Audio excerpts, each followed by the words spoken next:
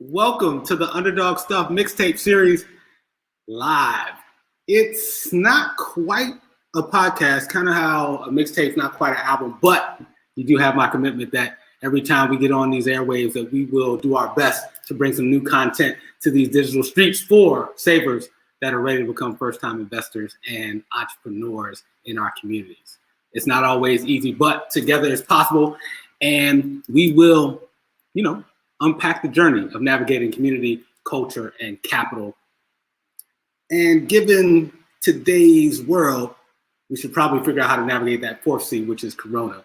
And we'll get into all that. I'm grateful to be going on the journey with you. My name is Gregory Neesmith. I am the founder of Underdog Stuff, also a Philly native and a recent Wharton School grad. And one of the things I also enjoy doing is that I am the community relations director and entrepreneurship mentor at a nonprofit called Bridges to Wealth. With that, we're going to get into it. Today is volume 1. It's the relaunch of the Underdog Stuff show, and I'm excited. This is episode, I think we're going to call it All In on Philly. And I'll explain what that means. That's on multiple levels. We are all in on Philly here, and hopefully it'll all make sense by the time we get up out of here. With that, we're going to have a guest join us today, Stephen Jackson and Ricardo Calderon. And just so you guys don't get it confused, it's not the Stephen Jackson from Up in Smoke podcast on Showtime, although this Stephen Jackson can ball out. But this is Stephen Jackson and Ricardo Calderon, and they're co-founders of the media production company called All In Lifestyle. And maybe that gives you a little bit of a clue why the name of this show, this episode, is called All In on Philly. Also, I'm all in on Philly. After taking some years away, I'm now back in my hometown, at home and at peace. And so I'm happy to be hosting this show live from Philadelphia. And Ricardo and Stephen are joining us from Philly too. With that, a couple things before we get into it. You can join this live stream today. If you want to get on camera and share your thoughts or your questions, just text Philly, Philla, Philla, period. I'm thinking of the song. No, dial put Philla, Philly, and text 555-888. And then through the magic of technology, you will get a link to allow you to join this conversation. Also, if you want to let your fingers do the walking and talking, you can do that by going to LinkedIn Live or Facebook Live, search Gregory Neesmith, and let us know your comments, and we'll be sure to read them and share them on air. With that, I don't want to waste too much more time. Normally I kick off the show with unavoidable news before we get into unpacking the journey with our guests, but y'all know the unavoidable news. There's a pandemic going on, and it's still going on. We're going to survive it, through it. Let's continue to stay connected and support each other. What else is going on in the news? Joe Biden's trying to tell us who's black and who's not by who we vote for. I'm not even going to get into that right now. And I have my own personal unavoidable news. A week ago, I graduated from school after a long journey. Talk about unpacking the journey. But I am now a graduate of the Wharton School of the University of Pennsylvania, and it feels good. So shout out to everybody who has supported me along that journey. And that is this whole nother episode, and we'll get into that another time. But with that, we're going to take a quick break, because then when we come back, we're going to get into All In on Philly with the co-founders of All In Lifestyle Media Production Company, Stephen Jackson and Ricardo Calderon. Also, throughout the show, we're going to get to your comments, to folks who want to join live and ask a question to myself or to our guests, and more to come. With that, we're going to take a quick break, and then when we come back, we're going to have the fellas from All In Lifestyle after this quick break.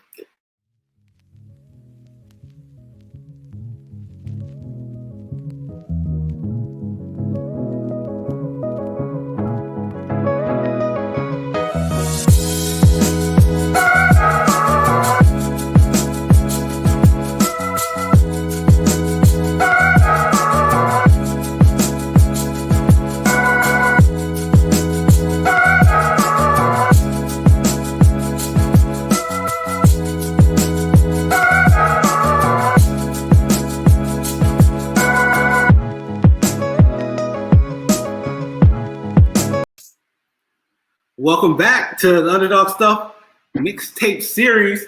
And today's episode is All In on Philly. And it'll make sense why we have that title literally in about a couple seconds after I introduce our guest. And we have Steven Jackson and Ricardo Calderon. They're the co-founders of All In Media, All In Lifestyle Media Production Company.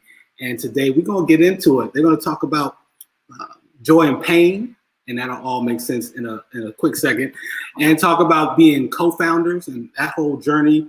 Also, how we can all tell some better stories. And then we're going to end the show with how can we all work together?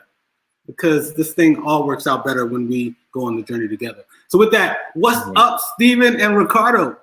What's up, brother? Peace, brother. What's going on, man? Hey, just having a live stream on a Memorial Day weekend during the pandemic. with that, though, before we get into it, let me just first ask each of you, Steven, how are you and your loved ones doing during these strange times that are going on in the world? Man, everyone's doing well.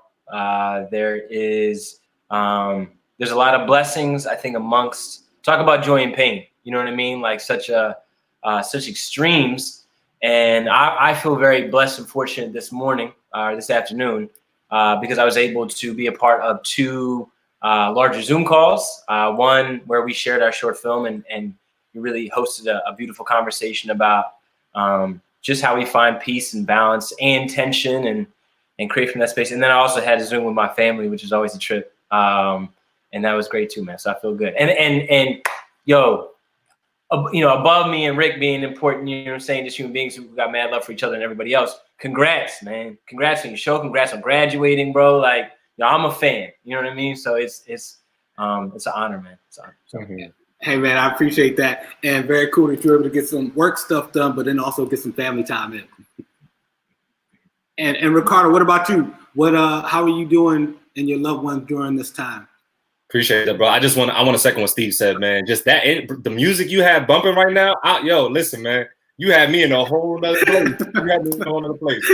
No, seriously, all the blessings to you, King. The vibe is just always bright with you, man. So appreciate you. Everything is good, man. Just like everything else, ups and downs. Family's good though. Family's good. All right. Navigating and adjusting like everybody else. Cool. And for folks who may not know, you're not just navigating for you and the loved ones who are here already. Don't you potentially have some loved ones who are on their way? Oh, absolutely. And they can't wait, kicking and screaming. You know what I'm saying? Just kicking and punching in mom's stomach. Yeah, man. Super blood. Cool. And so for those who don't know what I'm talking about, who's kicking and screaming? I love child. I love baby. Our first. Yeah. Expecting at the end of June. It's an exciting time. Very cool. It's going to be a special summer. Yeah, unique and very interesting to say the least. Yes, indeed. So with that, I'm glad to hear you two are doing well. I know one of the topics we want to talk about is not only the joy of life, and especially a lot of folks might be experiencing a lot of joy during this time, but also a lot of pain too. And to give some folks some context about why we even want to have that conversation today, I want to play a trailer from a film that you two have created together called You Are Not Alone. And I want to play that clip for folks just so it can kind of set the stage for some of the conversation today. Love.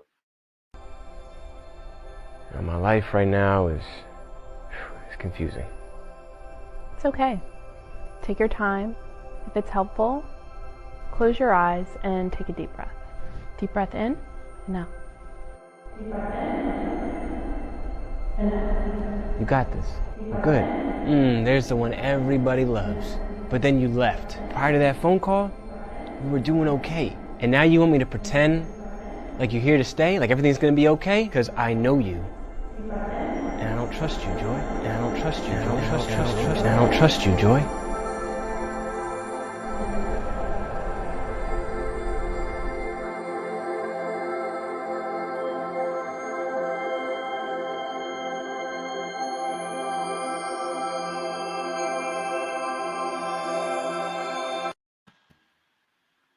Man, what goes through your mind in this moment as you watch that trailer?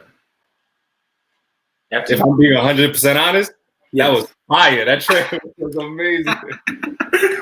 Listen, honestly, I was smiling the whole time. I was smiling because it's beyond, it has deep meaning, the project, but just what a journey, like what an experience this project has been. And I think, not to speak for both of us, but I don't think we could have anticipated what we were embarking on when we first sat down to like just brainstorm, you know what I mean? So it's smiles, man, you know, it's smiles. It feels good. I hear that. Well, if you could, I've been lucky enough to see the entire short film, and I appreciate you guys letting me get a sneak peek to it. What was some of the actual joy and pain that you went through making that short film? Mm-hmm. Go for it, brother. Go. Got you. Man, to Rick's point, what a journey. I think it stretched us in a lot of ways. It's our second short film that we produced together, in the first fictional piece. And I think it stretched our expertise in terms of Rick wrote and directed it. You know, I was just fortunate enough to be in a position to be able to do a little bit of acting, although I am not formally trained in the least. And it stretched us in a way of business, because I think, to your point, just in opening the show, like, how do you do business in a healthy way as partners, as community members? And so I think it stretched us in terms of expertise of actual skill and craft. It stretched us in terms of like how we actually share it, because what we do now is we are very intentional around creating these community spaces to air it online, create dialogue around it, because it's way bigger than just a short film. This is about internal dialogues that we all have. And thirdly, how do you create a business model around it? You know what I mean? Like, how do we actually create and leverage capital to continue to build in a capitalist system? So it's it was a stretch, brother, and beautiful. And I have so many more thoughts that hopefully I will come back to later. But yeah. Yeah, no, we can get to some of it now. You mentioned the business piece, and we're going to talk business because oftentimes there's the tension between art and commerce and how they come together, especially for folks who are becoming first-time investors and entrepreneurs. A lot of folks who listen to the show. Was there a moment where you were like, should we really be doing this right now? There's a lot going on in the world. Should you be working on new projects? Should you double down the stuff that you already know how you do and do it well? Because you are also running the business too. It's a beautiful question. I will defer. How much time you got, brother? How much time you got? Hey, we got time. Yeah, man. I think there's so many different ways to answer that. I think that of course, of course that thought comes up. To be transparent, but not to put, not to speak on both of our behalf, and also not to put too much out there. But it's, there is that space of like, yeah, there's the love of the art and its expression, and it's deeply rooted and aligned with, just this deeper connection with humanity and community and empathy, and that's real. That's 100% real. Gotta eat though, you know what I mean? And like, one's creative process and journey doesn't always align with like your financial responsibilities. You know what I mean? And it's like navigating that. And I think this project was interesting because Steve and I have very different experiences. We're different people, right? What was really interesting though is man, did we not have some deep conversations about like where we were pulling this joy and pain from, you know what I mean? Because there were a lot of different spaces. Even creatively, there was a lot of spaces there, you know what I'm saying, of tension where like we see things differently, you know what I mean? And being able to like, there's such a parallel between that and then like the business hat of like, we gotta eat, you know what I mean? Like we gotta eat and also honor like the creative journey and process of it. It's a dance, man. It's a dance. And how are you feeling about the dance as we get to this Sunday of Memorial Day weekend? The dance of the joy and pain, the dance of art and business. Cool. I'm gonna be short-winded, man, because I want to hear from Steve on these two questions too. I'm gonna be honest with you. I feel blessed, man. I feel blessed and humbled, and I'm super.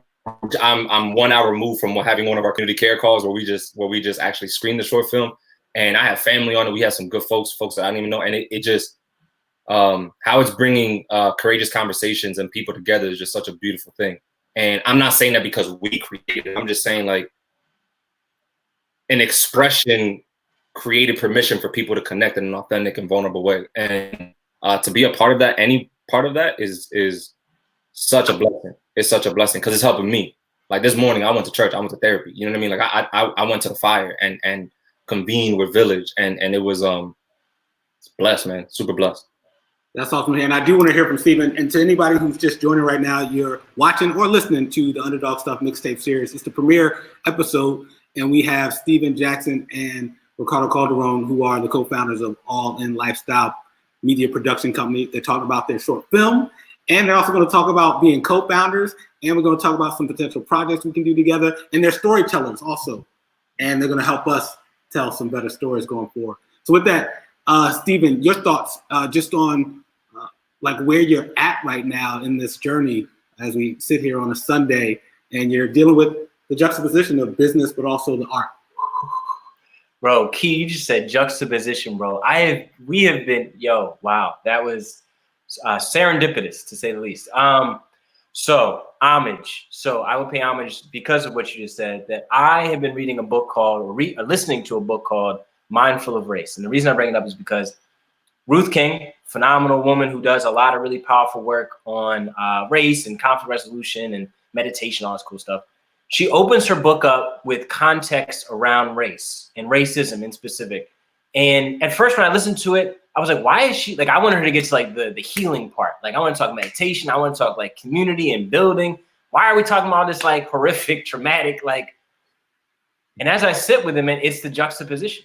It's the value of tension and the inevitability of it, because ultimately the truth lies somewhere in the middle, and or the truth doesn't even really exist. It's just an interpretation, and we are the observer, the witness of it. So I still have to say, it was so powerful when you played that trailer, because not to be super vain about it, but it's interesting to watch myself do those things.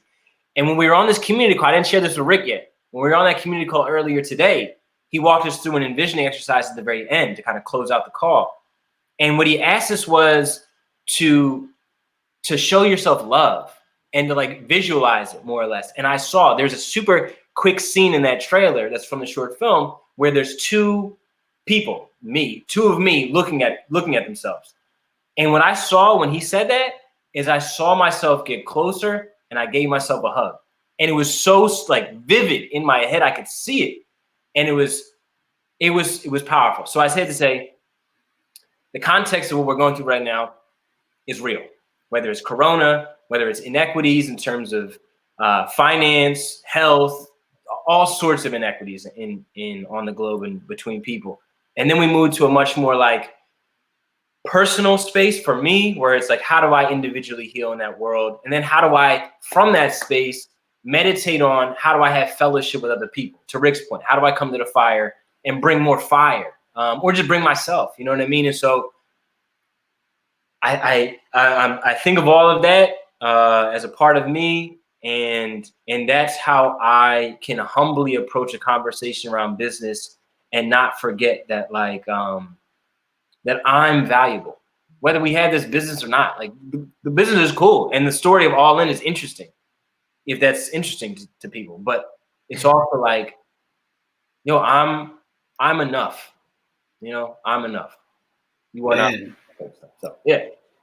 And I don't want to stick there just for a second. And it makes me think of this next question, which is, why this film? Why now?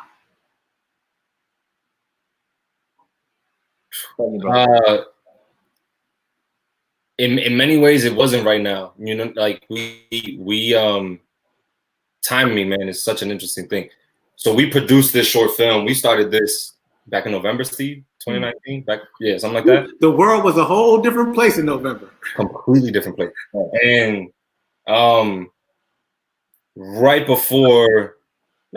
maybe like a month before all this kind of happened, we put the bow on it. It was like everything was cool, and we had aligned some screenings, and we were gonna do some beautiful things or whatever, and we were just kind of like holding on to it. And about a weekend, we were like, I need to see this. You know what I'm saying? Like I need to walk this journey of like finding that balance in my emotions right now, because I'm tweaking. And so why now? Because right now is always going to be the perfect time to align with your truth. You know what I mean? And embrace all of yourself.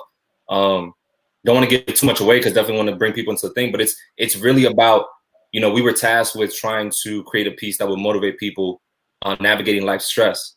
And off the top, we sat down and we're like, all right, bet. And in conversation, like Steve was sharing with stress and mine, I was like, all right, bet those are not what I don't stress out about that. You know what I mean? And we quickly found like, okay, this isn't going to be a universal thing. Like we really need to be mindful of everybody's experience is different. So trying to be abstract, but also like practical. And what do we all do? We all are up here. You know what I mean? We all have that internal dialogue, whatever that looks like. And yeah, man, why not right now? You know what I'm saying?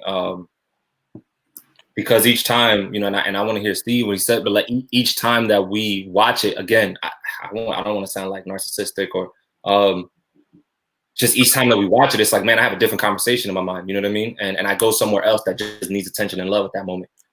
So why not right now?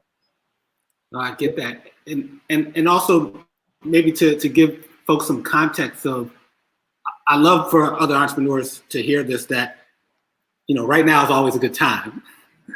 But maybe some context of how does this play into the bigger picture for All In Lifestyle? I'd be happy to take a crack at that. And I just want to share in terms of why now. For me, it has a lot to do with vulnerability. I think to Rick's point, it's always, you know, being present to what is available is such a powerful theme, because within the imagination, everything is available. You know what I mean? And that gets complicated, but when you're able to be present to how you really feel, you can transform a lot of things in your life. So I say what to say, take that with a grain of salt, because there's a lot of things that don't necessarily change in your imagination. But I think how that relates to the business is we have taken a lot of pivoting steps for multiple reasons. And our imagination is, I think, at least for me, it's crucial, because as we empathize as business partners, we've been building a team, you know, and teams are so crucial. It's really easy to feel like you have to go alone. As that mythology around entrepreneurship, that like it's me against the world sort of thing. It's a powerful engine for action. And I think when we can really be strategic and humble around how can a team help me grow this business? So for instance, removing the fact that I did some acting in this short film, I know going forward that I'm not trying to be that technician. Like I was blessed. I mean, man, what a journey. And I would do it again if that aligned itself. But I also want to graduate. In order to graduate, you need a rite of passage. In order to find a rite of passage, you have to be vulnerable. And those moments in business, man, can change the game. And teams help you curate that. You know what I'm saying? To Rick's point, we're different people. Rick could put something in front of me and be like, yo, bro, what do you think? You know what I mean? Like, we have many other friends and team members who are very disruptive, which is so valuable. That tension allows for those new business moves. And I think to your last question around why now, and why I would love to flip that question just slightly and say, now and, you know what I'm saying? Like, okay, now we did this, and what else can we build on? You know what I'm saying? And so the short film, let's be real. I'm super transparent, right? We're looking for additional contracts to do similar work in the mental health wellness space. We're looking to do more commercial type work in that space, especially around Corona. I mean, coming back to work and that whole mental health, being at home, self-care, family care, so on and so forth. And then also thinking about short films and how can we create spaces where it is, let's be real, there are profitable partnerships to be had with other sponsors and partners. Don't need to be corporate, but just other folks who are interested in getting a return on investment on really deep, resonating conversations. And just to belabor the point just one more time, for anybody who sees this and has any interest in being an entrepreneur or a business manager or whatever, every one of these online screenings, right? Let's be real. That's me, and I just this is the bounce. Beautiful creative space, so healthy. So, oh man, it feels so good. When it feels good, it feels great. On the other side, that is 100% all in. You know what I mean? Like, we don't have to advertise because nobody's leaving that space not knowing what all in is. They're not feeling the flavor. You know what I mean? If they feel it, they are all in. You know what I'm saying? I think there's a lot to be learned around graduating to new understandings of business models and pivots that we can find as we become more vulnerable in that journey. If that lands. No, I think that's helpful. And one thing I got from that is that I should not call you an actor, that you're not going to stay in that space for that long. But I think what would be helpful maybe for people too is if you were explaining to someone what your business model is, what would be like the most like down to earth or simple way you would explain to them like what is all, because there's a lot of people who want to do good in the world. And they might be creative and they want to have a production company too. And they see this short film, but maybe that is your business model, maybe it isn't. But if you have to explain to somebody like, hey, what's your business? Yeah. Can I hop in on that? I'm chomping at the bit, man. I'm chomping at the bit. Value proposition. So what's interesting is we're not really a production company. We are a production company. What we do before, during, and after the production, that's what we actually do. What we do is we enroll people and we help finding those moments of graduation. So the reason I say this is because the value proposition, you could go to, there are a million production companies. Anybody with a camera could be a production company. But how are you not only telling the story, but allowing for a level of authenticity and humanness so that resonance can be felt on the other side, so it actually pulls somebody in. You know what I mean? And that shit is hard. Just to be, Rick, I apologize, I'm rambling here, but the enrollment process for this short film was me. Rick was enrolling me, and that's if the short film, if anybody gets a chance to see it, if it seems authentic, it's because we believed in the role. I wasn't acting. I was just channeling a bunch of emotions that Rick was like, all right, here's what I want you to feel. And I trusted him enough to be like, all right, man, I'm gonna go there. And I went there, and it just happened to be a camera in front of me. You know what I mean? That kind of enrollment is what we do with every single partner. We just happen to have cameras. You know what I mean? So I think I answered your question, but I may be incorrect. No, and well, I think what you also stated is that a lot of times people get caught up on the what a company does, but normally what differentiates any company is its why and its how, right? Everybody makes cell phones, but Apple wants to do it in a way that is creative and sleek and easy to use and has some type of pop culture mystique to it. Android does a different way, but the what's, there's always a lot of what's, but we win on what's our how and on our why. So that makes a lot of sense, that it's not about the production itself necessarily as the point of difference of the why. With that, I do want to take a quick break and make sure we allow for folks, if they have questions or comments, they can text Philly to 555-888 and they can pop up on screen and talk to us live on camera. Shout out to Julia, who attempted to pop in earlier. We weren't able to get her on. We appreciate you. And we saw her comment on LinkedIn. Shout out to folks watching on LinkedIn Live or folks watching on Facebook Live. When we come back, I want to talk to our guests, Ricardo Calderon and Stephen Jackson, founders of All In Lifestyle, about something that's come up a little bit in the first segment, which is being partners and who enrolls who in what and how do you make decisions and should I even have a partner and co-founder? And I want to talk about storytelling because there's a lot of folks out here who are at home and they got a lot of time. Well, some of us have some time on our hands, but we definitely have a phone in our hands, and they may want some insider tips on how to tell their story and tell it in a more powerful way. With that, we're going to come back after this quick break and get into more of All In on Philly with the fellas from All In Lifestyle after this quick break.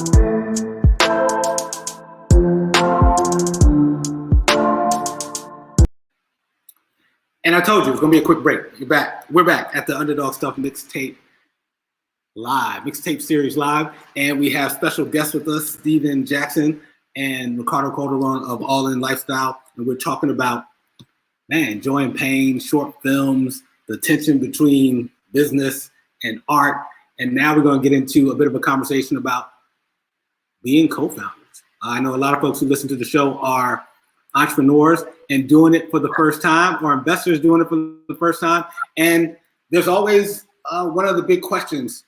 Just as a bit of context, I was listening to a podcast a couple weeks ago, and this guy was talking about being a co-founder.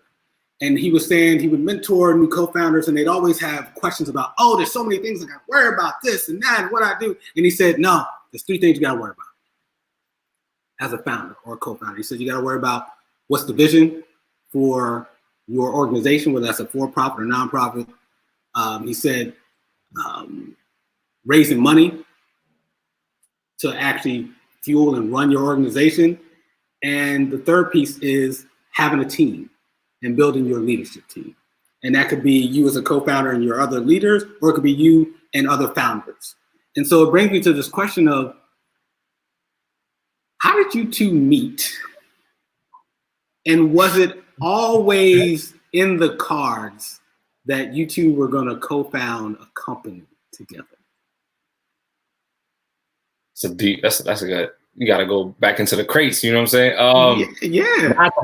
It's a beautiful story, man. How we met. Long story short, the sport of basketball brought us together, man. The sport of basketball, like it does, like the sport, any sport brings people together. We were coaching similar guys in the city, and Steve years ago, and I'll let him tell his story. But Steve years ago started a program called Leadership Beyond the Game. And it's such a beautiful space, and I'll let him, share more on that. But we're at a rec center in the city. I was coaching these young guys. He showed up. He was one of the coaches, like, yo, whatever you need, let's rock. Invited me to go over to Tui's, and that's it, man. It was basketball, just did the rest. You know what I'm saying? But I think fast forward, met in a more professional setting when he was doing some work with a great organization. I was working for the mayor's office at the time, where we reconnected. And for me, on mine, it is just I take who I allow in my circle very seriously. Who I choose to exchange energy with. Like I take that very seriously. And beyond business, beyond whatever, beyond brotherhood, Steve has such a beautiful heart, man. He has such a beautiful heart as a human being. And I think for me, just the brotherhood and the trust are like, man, like I know no one's perfect, but like I know that's another brother out there like who genuinely means well. Like this dude has such a beautiful heart, and I've seen it displayed in so many different ways. So if it's business partnership, bet, let's rock. You know what I'm saying? If it's doing something creative, let's rock. If it's basketball, let's rock. If it's whatever, let's rock. Just because I trust the source. You know what I mean? And I think that's just forged over years of relationship and working in many different ways. But he actually, and again, I don't want to share his story because he's going to share a lot of it, but Steve started his own enterprise, man. He started Jackson Core, and as a homie was just like vibing out with him. He would pick my brain all and back and forth. Steve would talk to Tree, if you love, you know what I'm saying? And just for like the neat, just looking for that, and you know what I'm saying, looking for that energy and that plug. And we just so vibed out on story, man. We vibed out so much on the power of story. And truth be told, when you ask the question, like, what's your business model? Stories have the power to heal. That's our business model. However you want to tell stories, we want to tell stories too. Let's rock. Right now, we just happen to use video. You know what I'm saying? But it's really about bringing that community together and spreading that empathy and that love, man. And that I've witnessed that in Steve as a human in so many different spaces. Where if it's business, if it's whatever, like, yo, I'd be down to even try it just because I can trust that. I can trust that source. You know what I mean? To get very vulnerable, I asked Steve to be one of my best men at my wedding, and this was like, we maybe knew each other like 3-4 years going on at that point. And I remember it was weird, but it was like, yo, as an adult, I want to be able to say, like, I trust my instincts. Like I trust what the universe is telling me right now. And I want to have faith in that. You know what I mean? That's just my little spiel on that, bro. Well, a couple things that come to mind as you share that. I also met Steve for the first time in person on a basketball court at Believe Park out in North Philly. I forget the exact location, but we were playing ball outside is where I first met Steve in person. Obviously, we connected on email and stuff and over the phone, but the first time on the court. So ball is definitely life. And also want to give a quick shout out to Julia, who left a comment, who you touched something when you said, I take who I allow in my circle very seriously. And she said, nice one to you, Ricardo, for sharing that. With that, is there more to the story that you would like to add, Steve, before we go into some more stuff about being partners? Nah. I would just, what's interesting is that another juxtaposition, man, I would talk to a tree. I'll probably talk to a tree later on today. You know what I mean? Like, if I let my circle, I pretty much let anybody who's interested in being in my circle, I let them in. If they can handle it, well, good luck. So I do want to pick up on the fact that Rick mentioned you had or have an organization, something you created called Jackson Core. Mm-hmm. And so there's people right now who are out here doing their own thing, trying to create something in the world. They have a start of a brand or organization. Why divert from that? And divert might be the wrong word. You'll correct me or what word it should be, but you were doing one thing. Why start something else? And why did you even start it with a co-founder? Yeah, I appreciate the question, man.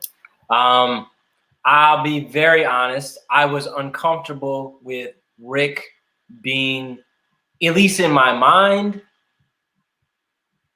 like subordinate. Because what the original suggestion was like, oh, well, we'll make All In a part of Jackson Court. And I was like, nah, bro, like we got to go 50-50 on this. Like, this has got to be something else. Because it makes me uncomfortable to not be prepared to graduate to a space where like somebody can be on my team and feel at peace with it. I just wasn't there at that point. It also seemed respectful because when All In, so Jackson Core, I have a software, I have an app, and it's all around peer mentorship and curating experiential learning for youth, young adults, and that sort of thing. And while you do, might as well tell them where they can find it, or look, website, something. Don't just leave folks out there like they don't know how to spell it. That has 2 R's. Like, help us out. Thanks. So my website is jacksoncore.com. It's Jackson, like Michael Jackson. COR.com. Core is the Latin root of the word heart. So it was like I wanted to put heart in the middle of technology and leadership. That was the idea. Exactly. There were people right now typing in CORE, just be like, where is it? That is real, right? You would not find it if you went that way. So started the app, and beautiful experience. It actually, we've launched with a couple sites, and it's going relatively well. A lot of lessons learned there. And I have gone on a journey with teaming with people. And to Rick's point, there were plenty of stories, and I do trumpet this a lot, but Rick went to film school. You know what I'm saying? So like I was like, bet. That Rick knows this world. I'm with it. Let's give it a shot. We were inspired by some other folks who were doing kind of like DIY video making, and this I don't know how Rick will feel about this, but I will say that I have gone all in on this thing. There has been no half stepping around that. I'm either broke or the company's doing well. You know what I mean? Right. So All In seemed very fitting, and so we started this interview series called All In. We would interview people going all in on their passions and their dreams, and it tailed off because Rick was like, "Yo, man, we should shoot like a short film. We should do something bigger than these interviews." And I was like, "Man, let's do it. What do you want to do?"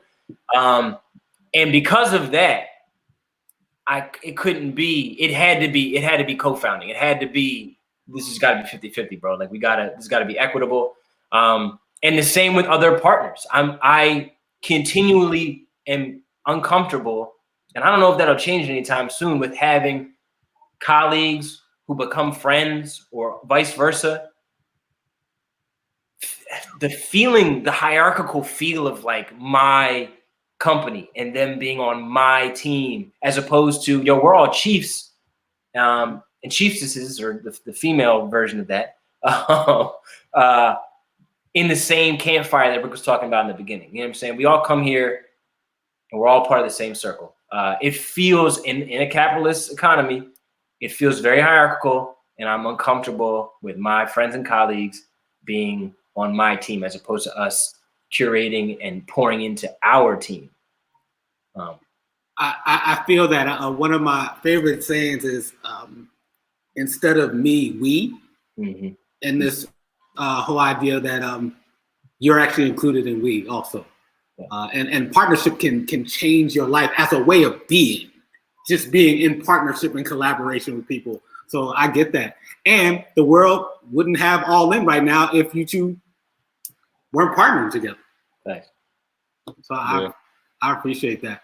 For folks out there who are attempting to find a partnership, a co-founder, what is it from your own experience that can maybe help some folks? What type of things should they look for in that person? It's such a big decision. Don't ask me that question. I'm Harry Sutton, man. I'm shooting from the hip every day. No, man. Truth be told, I don't have an answer to that, man. I think for me, it's gonna sound redundant, but it's, I think what's really a blessing and like just such a privilege in terms of like partnership and brotherhood is that we're really intentional. We'll give each other space. You know what I mean? Like space that what we need or whatever the case may be. You know what I mean? Like there's so much. Bro, we could agree. We can get off this podcast and get on the phone and be like, yo, you know what? We ain't really trying to do business together no more, and whatever, and never talk again. And I will have zero negative feelings about anything because forget business, forget partnership, forget short films, forget whatever. The individual journey I've gone on, just like trying to create a space, but like also be challenged. You know what I mean? Like there's a constant. We're super optimistic dudes, and we're super like loving whatever, but like we're constantly challenging each other for wildly different reasons. And I think the understanding and like being intentional with giving space for that growth is like such a valuable tool. So for whatever it's worth, like there's a trust, but it's also like the appropriate challenges, you know what I mean? Like aligning with what aligns with you, you know what I mean? Physically, mentally, emotionally. Cause it's always shifting, you know what I'm saying? Like it's always shifting. And if there's a partner that can understand that shift and like they play their great selves too, you know what I mean? Like that's it's worth trying, you know what I mean? You're gonna grow regardless. I guarantee you just helped somebody just now. Who knows, man? I did. Well, someone's thinking about trust and someone that allows them space, someone where they can be around, where they can be themselves and yet still be challenged. And I think that conflict's going to mean that something's going to end between them and that person. I'm willing to bet that somebody got something out of it. If your business partner lets you go over to their apartment at like 1 o'clock in the morning and like stream of consciousness starts spewing out like really like deep, dark like feelings towards an experience and like in a poetic form, like just because, it's a really good partner. You know what I'm saying? I am not mad at that. Very cool. So there's folks that now, they potentially have some thoughts about who and what the power of partnership and collaboration. You guys also help people tell stories. And I'd love to like get inside the mind of folks who part of your everyday life is helping people tell their story or telling stories. What are some things that I should, or people who are listening right now, consider about when they want to tell their story? I'll take a crack at it, and Rick is notoriously really good at telling stories, so I will then defer to him. For me, it goes full circle, bro, back to the word you use, juxtaposition, man. We had we had mentioned earlier, we had a community call, and we actually had a young person join a younger person, and they used the word intersectionality. And for me, it's like we went to me and Rick went to a storytelling workshop. It was a long time. It was at the Comcast Center. It was a long time ago. And it was, we were trying to network, you know what I'm saying, do our thing. And this woman gave this presentation. I did not anticipate how good this presentation was going to be. I was like, yeah, I'm sure it'll be good. It's Comcast, whatever. It's shiny, everything will be nice. Yo, can I curse on here? Yes. Fuck my head up, man.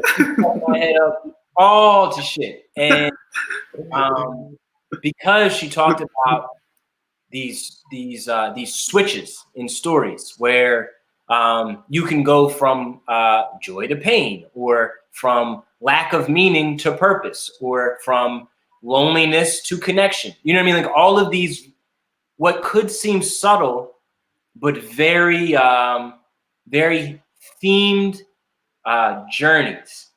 And the reason I bring it back to juxtaposition, one, because it's a nice circle back to the very beginning, which is dope, just as a storytelling technique. But then also because when you can, and within our own collective imaginations, if you can it's almost like magic. You know what I mean? It's like I don't know what it's called, but it's like distracting, when you like distract somebody so they don't see what happens. I don't know what that's called. But if we're talking about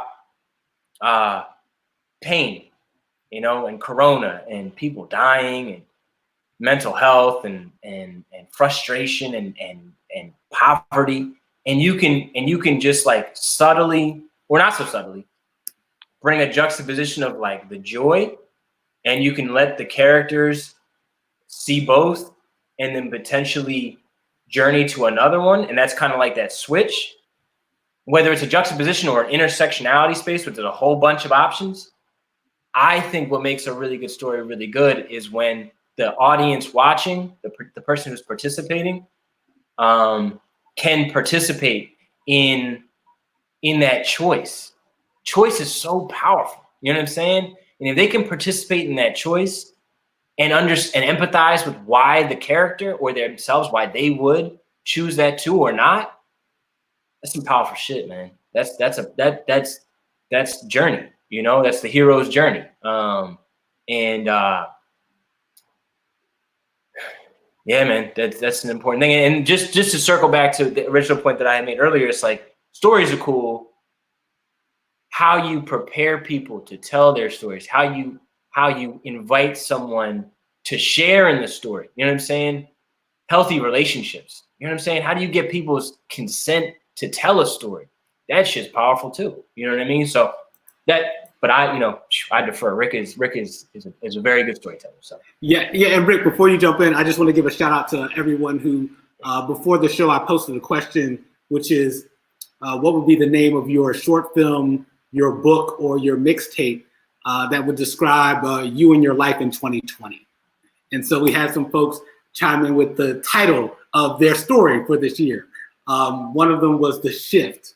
Another one was Phoenix. Another one was Unpacking the Journey. So a range of different stories that people would potentially tell.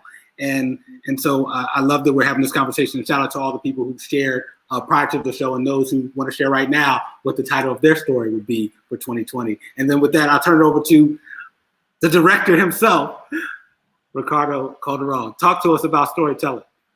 Man, that when you ask that, like storytelling, like I'm gonna be right, there's, you can Google all types of elements of story and all that stuff. There's real structures and awesome strategies to like tell powerful stories, no doubt. In my mind, it's who's telling the story. You know what I mean? And I say that because for me, storytelling takes on so many different things. Storytelling is you sitting alone with your thoughts. You know what I mean? Like it could be anything. And the reason I say it's to Steve's point, the reason I say who's telling the story is that for me, when it comes to like telling my story, it's the first thing I have to do is say, hey, stop judging yourself. Like chill with that. You know what I mean? Like, cause we're going to go nowhere. We're going to get 2 sentences into the story and you're going to be frustrated and it's a wrap. You know what I'm saying? And then you're not storytelling. You're just writing whatever, you know what I mean? Or not really authentically communicating your thoughts. So, man, I think, in a story, one of the elements is like the story arc, right? So like characters have like a character arc. It's kind of like this thing we follow them through. And, I think in real life, like that's true. You know what I'm saying? Like we're not one part of our story. We're not that one moment or that one climax or that one character. We're not the villain or the hero all the time. You know what I mean? Like it's our full story, So I would focus more on like who's telling this story and like embracing that entity to like be able to honor whatever comes out of that. What I love about that is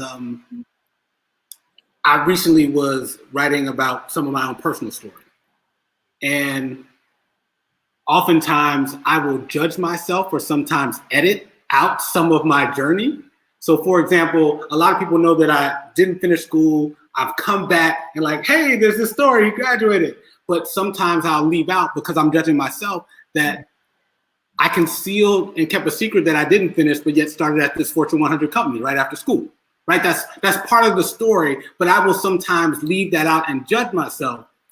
But what I've learned is that people actually want to hear the story.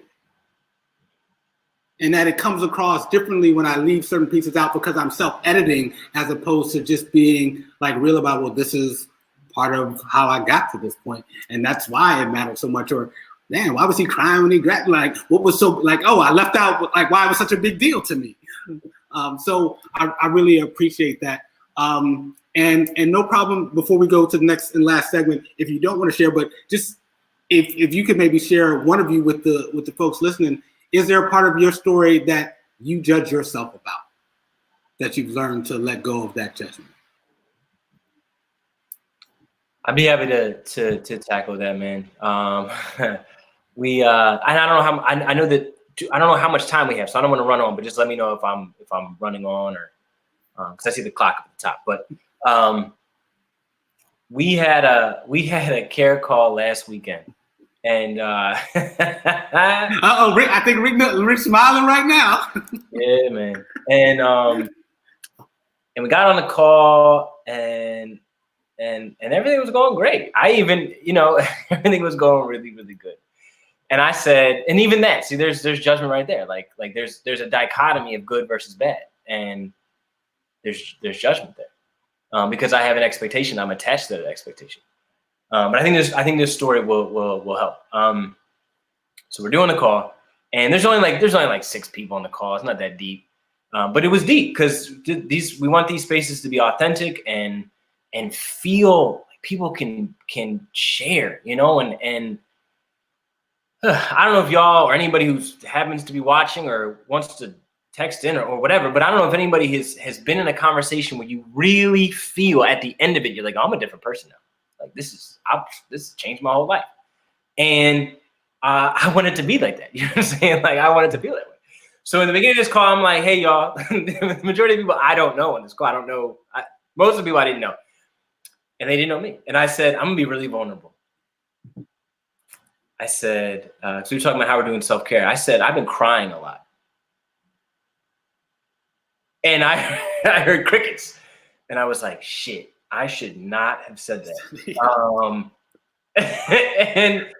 And I felt myself start to judge me because of, look, in that moment, I was thinking about the days previous to that when I was fucking crying. And I was like, you know what? That's me. I'm not ashamed of that. But I was waiting for something from somebody else. You know what I mean? And it's like, that's not why I was crying in the first place. That was for me. You know what I'm saying? So like, I bring it up because I've been thinking about courageous conversations a lot because Rick and I and a number of our other partners do work around that.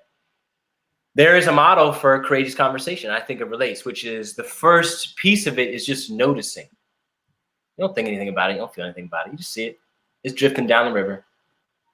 It's just something that happens, And then you engage it. You ask yourself, oh, how do I feel about this thing that I noticed?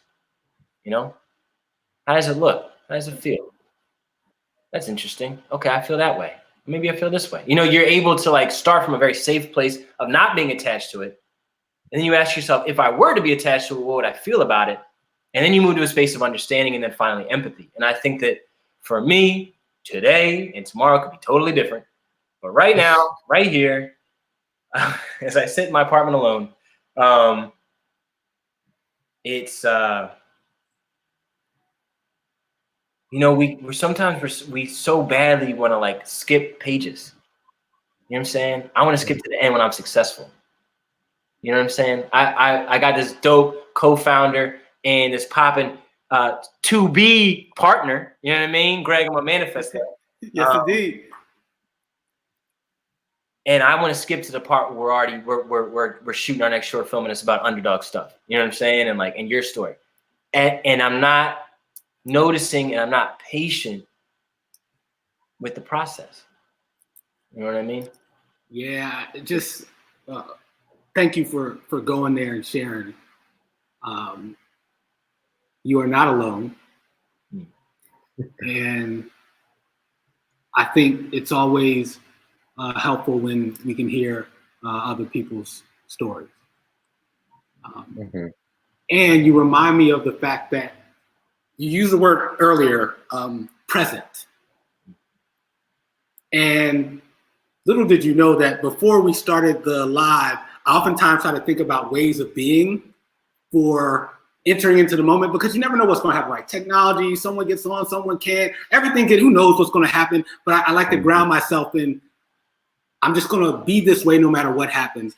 And the 3 words I had were curious, creative, and present. And I bring that up to say that I'm present to the fact that we are already working together.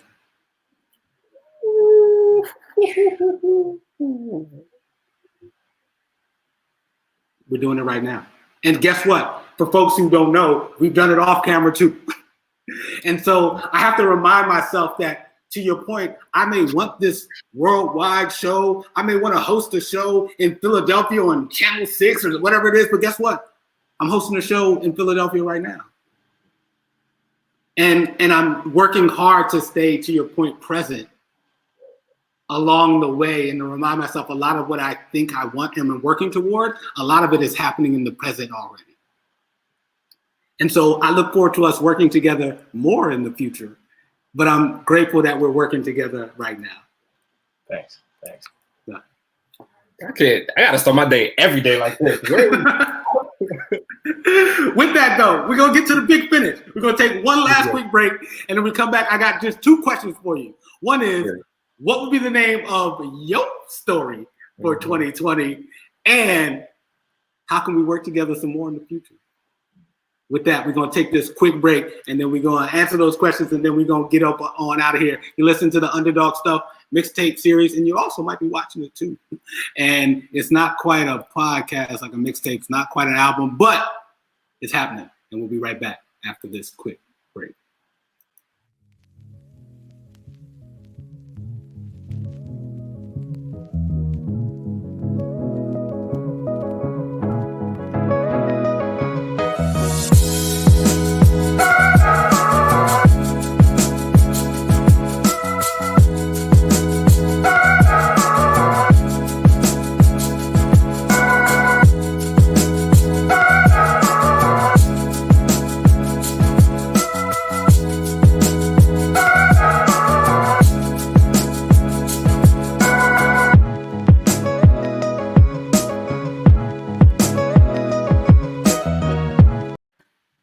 All right, I told you it's going to be a quick break, and we are back with Steven Jackson. Not the Steven Jackson that plays ball or used to in the NBA, although this Steven Jackson is pretty good at ball. And supposedly, Ricardo Calderon is also good at ball too. I want to see it for myself. I can't wait till all 3 of us can get on the court together. But for right now, you all may know them as the co-founders of All In Lifestyle Company. And we've been talking today about a range of stuff, the new short film called You Are Not Alone. And before we get out here today, they will share with you some ways that you can interact with them and see that short film. Also, we've been talking about having partnership and co-founders and that whole journey, business models, how to tell stories. And we're going to end today's show with 2 things. What would be the name of your short film for you and your life in 2020? And then we'll talk about, hey, how can we work together in the future? So with that, who wants to kick off the first question? What's the name of your short film for 2020? Oh, I see Rick, you ready to jump in? Yeah, man, because I think that's such a dope question. I saw that question. I was like, that is such a cool. Mine would be Introduction. Man. I think, man, everybody is on a journey. You know what I'm saying? Nobody has the roadmaps to those journeys. You know what I'm saying? I have no idea, Gregory, that you just climbed a mountain and are on the other side of it. You know what I mean? Like, I have no idea that Steve just swam the ocean. You know what I mean? Like, we're all on this journey and we have no idea what it is. And I said to say that for me, I think for for a minute, but really for the past like year, man, I've just been on this journey of forgiveness, of unpacking. I'm an onion, brother, and just like trying to figure out these layers of myself, and honestly just being tired of not knowing who I am. You know what I mean? Like not really know, you know what I'm saying? Like I have an idea, but like really just being still and at peace with all of that. And I say introduction because I think right now there's so many things in my life that are causing me to like understand myself more, you know? And in many ways I'm being introduced to myself, you know what I mean? Like this journey of becoming a father has been such a like beautiful, beautiful journey where you know, I can feel myself just getting to know myself more, you know, and that's not always pretty, but it's I think that would be the most appropriate title, just introduction. I feel like I'm really getting to know who I am, create who I am, introduce myself and reintroduce myself into the world as well. You know, there's that just seems to be a theme in my life right now. I love that, and I've been enjoying the introduction. Hey, that's what I love. Steve, talk to us. 2020 short film. What's the title? It would be called. I'm trying to articulate it the right way, but I'm gonna get there. So Rick and I were talking to another good friend, and I shared. And I was hyped about when I shared this because I thought it was fire.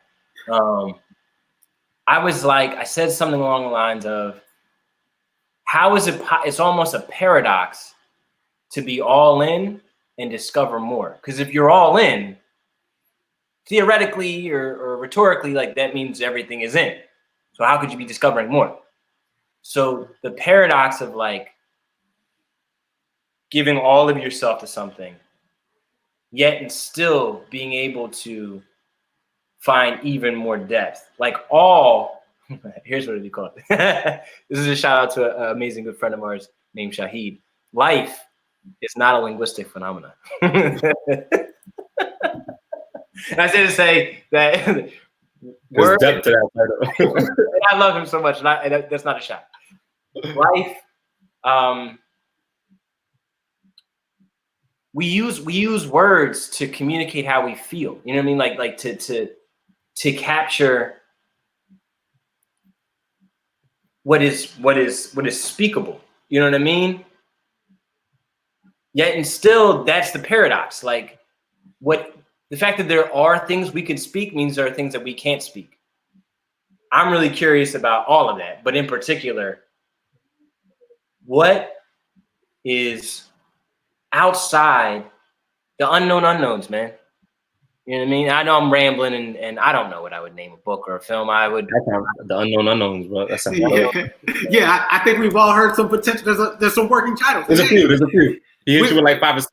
Yeah, we're creative. Who said it had to be one? You could do a trilogy if you want to. Like Thanks. It's all good. Come on, man. You could do a series, and those are just different episodes in it. We can create whatever we want. It's just a thought starter, and folks can answer it in any way they like. But I think it's just always helpful too to think beyond just sometimes just the moment.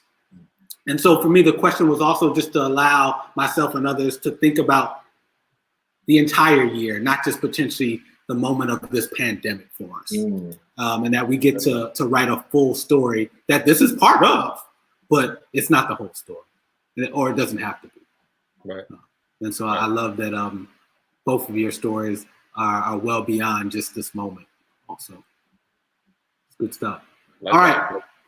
Oh, and then I should probably share, because just in case folks wondering, I like kind of like Steve. I don't have one title, but the ones that have been popping around in my head are Finding My Way Back Home, because literally and figuratively I have, and for the first time in a lot of years, I feel at home and at peace. And I haven't felt that way in a long time. Digital graduation, analog gratitude, just because that's top of mind.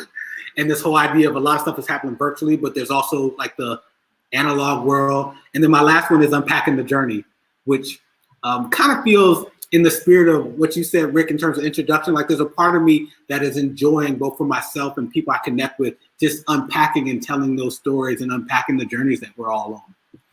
So those would be my potential 2020 mixtapes books. mini series with whatever. Let me know when they drop them, brother. I want some. Yes, indeed. I appreciate that. All right, last question. Because funny enough, right, we talked about collaboration and partnerships and co-founders and doing stuff together. As the African proverb goes, right, if you want to go fast, go alone. If you want to go far, let's go together. Just as a space to just put it in the universe and start to brainstorm some stuff, what could be something or some things that we work on together going forward?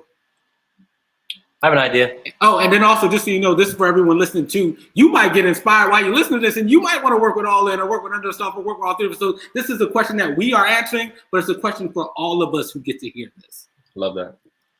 I'll say this, and I hope that if one of the three of us or the three of us collectively don't use it, I hope somebody else uses it because I think it'd be a popping idea. I would like to suggest that we produce a film, whether short or feature film length, around a collective of entrepreneurs of color, who really, I was having a conversation with a young guy. His name is Andre. Rick knows him well. He's like a walking Jesus. He's amazing. And he was telling me, he shared with me a thought around like, to be a person of color and in business in your own community is very difficult because, to your point, if you want to go fast, go alone. If you want to go far, go together. And it's like, he said, if I was going to be a landlord in a Black community, and he was he was trying to paint a dichotomy. So like this, he's oversimplified, but for the reason of the story, he said it would be very difficult to either one, profit off of my community,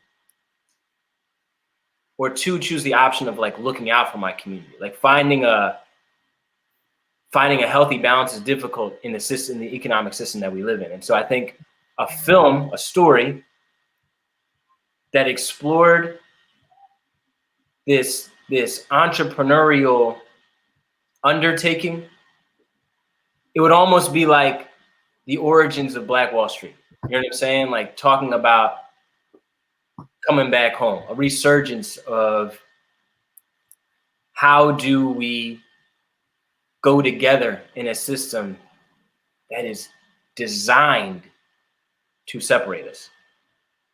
Yeah. Oh, that's my suggestion. I'm gonna be popping. And I think there's plenty of money behind it. You know what I'm saying? We can find people of color who got guap and want to tell you that story. Yeah. I'm intrigued, and it's. I have some ideas too that are in that same area, so I'm loving that. Rick, talk to the people. Man, as you were asking, I immediately thought it would be I'm not recording this, but it'd be really cool to capture those moments when we first come back together. You know what I mean? Not video, not whatever, just like however you know, because the optimist in me is saying like, hey man, there's a lot of lessons learned here. You know what I mean? I'm taking a lot of lessons away from this time, and we could be better on the other side of this, you know what I mean? Or in this or through this or whatever. And then I'm also reminded of like how easy we forget, you know what I mean? And like how distracted we could become. So, and maybe it's not documenting, but just like, man, the next time I go into a public space, I would love to take a moment to like be intentional, you know what I mean? And remind myself like, you just came from a space where you did not have access to this and it wasn't your choice. You didn't have a choice in the matter. You know what I mean? And like, I hope something, you know what I mean? Like and in my mind, obviously it's not going to be like everybody leaves their doors at the same time. We all just like meet it apart, but like, yeah, man, something where things start to loosen up and like we're engaging again. Like, man, there's a lot of opportunity there to build as a community. You know what I mean? In that moment. So honoring that moment in some way, shape, or form, as opposed to just like, it's the green light, I gotta go, you know? Yeah, not being present to that moment. 100%. No, I feel that. And thank you for both sharing. And I'll share mine before I comment or we both comment. Just you'll see potentially, hopefully, some overlaps. One thing that came to mind was a series, and to your point, I think you said that, Steve, if we don't do it, someone should do it. But one of the themes of Underdog Stuff is helping savers become first-time investors and entrepreneurs in their community. And I thought it'd be interesting for us to create a series around the first time. And the first time meeting up together after the pandemic, the first time you got a car and how that changed your life, the first time you kissed someone, like the first time is something that I don't know how much that story gets told all the time, because if we fast forward to almost anything, just the topic of entrepreneurship, we see the folks who've made it a lot. And even we may talk about the journey a lot, but that moment of like, sometimes the start is what gets in the way for most people. So just the theme of a first time is something that came to mind for me. To your point, Steve, earlier about the documenting people who are trying to do well and do good as business folks or entrepreneurs. That is an interesting juxtaposition of what that looks like. And then lastly, this one's like out of left field, but I love basketball, and I know that you do too. And I always dreamed of something in my head. Baller 360 is what comes to mind, but taking that, there's a lot of youth that love sports and entertainment, and what would it look like to have a weekend camp or a week-long camp where they take the 360 degrees of that industry and role play being a coach, role play being an owner, role play being a player, have life skills like getting interviewed after the game to learn about public speaking, and kind of like we embrace their curiosity. And there's some filming of that. There's some facts that we love basketball. So those are some of the things that have come to mind just as I think off the top of my head in this moment, and also picking up on some of the stuff that you guys said. So I'm gonna pause there. As we know, the conversation isn't an ending one, it's a continuing one. Any initial thoughts to those things? And then we'll do a wrap up about how folks can find out more about the wonderful things that you two are both doing separately and also together. I have a quick thought. One, I'd love to introduce you if you don't already know him. His name is Tracy Alexander Jones, great guy. He does a lot of work around sports and that 360 model that you had mentioned. Really good dude. You might already know him, but no, I don't. My thought, I'm on board for that. I love the first idea. I think that's outstanding. I'd love to. I'll be honest with you. My next thought, and this is you. I think this is useful context for just being, a business person, is like identifying the ROI so that we can enroll investors. You know what I mean? So I love that idea. I would love if it were like fictional, to be honest, just because I like, I'm on this fictional kick because I think it's dope, because it's more abstract and it can be interpreted in multiple ways. But I think it's a great idea, bro. I'm on board. I love that. Yes, and to your point about the ROI, it goes back to the earlier discussion, which is what are the three things to be concerned about, or at least have a lot of focus on, is what's the vision, raising money, and then also who's the team. So I love that. So with that, we're going to get ready to wrap on up. We went a little longer than I thought, but I think that's all good. Shout out to Julia, who also had one more comment. She said, excellent work, gents, and looking forward to your future collaborations. I'm looking forward to them too, Julia. So we're going to continue to make that happen. With that, I want to say thank you for taking time out of your Sunday to come through and talk on a range of things about your journey, about your film, about entrepreneurship, and about just being creative and also just being good brothers. With that, before we wrap up, anything that you didn't get to say that you would love to say, or a closing thought, or a question you wish I would have asked that you're going to ask yourself and answer it right now, but any closing thoughts from each of you? Well, I just want to say, man, it's such an honor, man. The feeling I get every time we connect, brother, is just always great. And to be a part of this journey alongside you, the relaunch, and you mentioned like the first, I know this is the first, but in many ways it's like a rebirth, and it's just such an honor to be a part of that, man. And congrats to you to graduate and just all the successes, man. It's a lot of our work is within that wellness space, and to see another brother doing well, man, and just taking those courageous steps is inspiring, brother, for real. And I'm not saying that to just give you guys, it really is motivating. So appreciate you, brother. It's an honor, man. I'm looking forward to your point, continue our collaboration. Yes, indeed. I appreciate you too, brother. Steve. Speechless, brother. I couldn't agree more with Rick, and just honored, humbled, and grateful for the opportunity to share, man. It's such a blessing. Yeah, I appreciate you too. With that, how can folks get some more of, man, there's a range thing. How can they get more Jackson Core, how can they get more? Steven Jackson, how can they get more? Ricardo Calderon, how can they get more All In Lifestyle?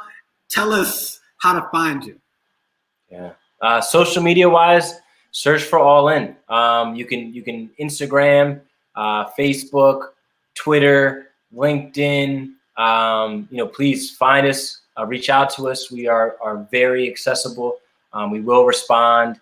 And I'm willing to share my email in case folks want to email instead of go social media wise. My email is Steven with a V, so STEVEN at Jackson-COR.com.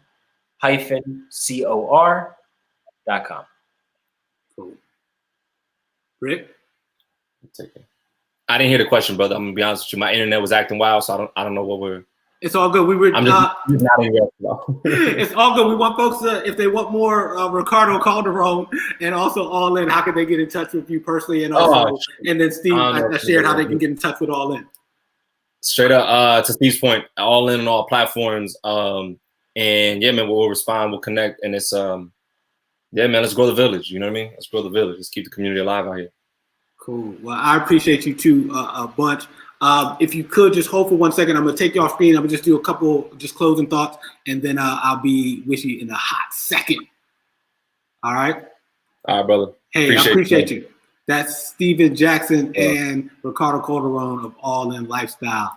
We appreciate them coming through the premiere of the Underdog Stuff mixtape series. Yes, indeed. All right. We'll be right back to close out the show.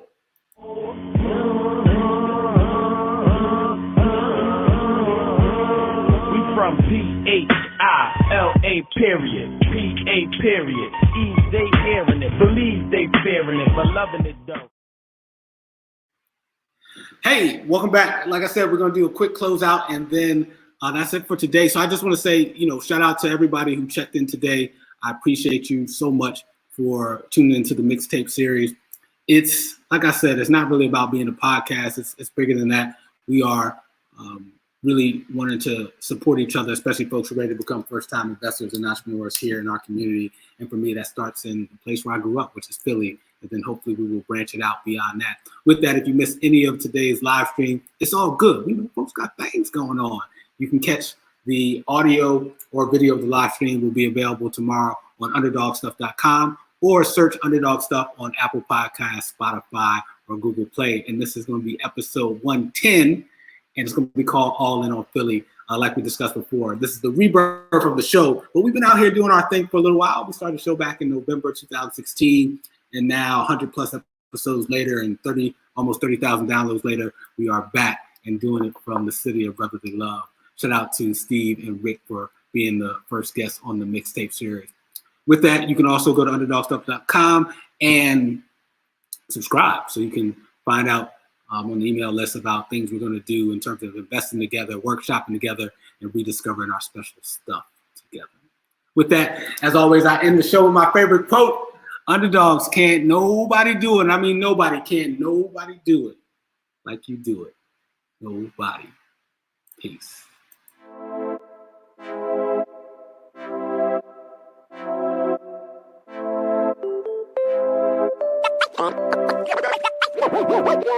One.